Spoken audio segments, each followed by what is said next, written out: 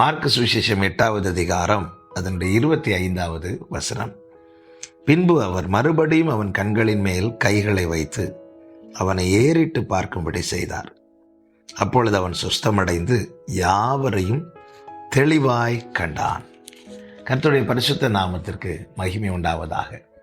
Bethsaida ஊருக்கு ஆண்டவராகிய இயேசு கிறிஸ்து வரும்போது அங்கே ஒரு குருடனை கொண்டு வந்து அவனை தொடும்படிக்கு அவரை வேண்டிக் கொள்ளுகிறார்கள் ஜனங்கள். உடனே இயேசு என்ன செய்கிறார் என்றால், அதனுடைய 23வது வசனத்தில் அவர் குருடனுடைய கையை பிடித்து அவனை கிராமத்துக்கு வெளியே அழைத்து கொண்டு போய் அவன் கண்களில் உமிழ்ந்து அவன் மேல் கைகளை வைத்து எதையாகிலும் காண்கிறாயா என்று கேட்டார். இதுவரை காணாதவன், இதுவரை பார்வை இல்லாதவன், இப்பொழுது ஆண்டவராகிய இயேசு கிறிஸ்து அவனை தொடுகிறார்.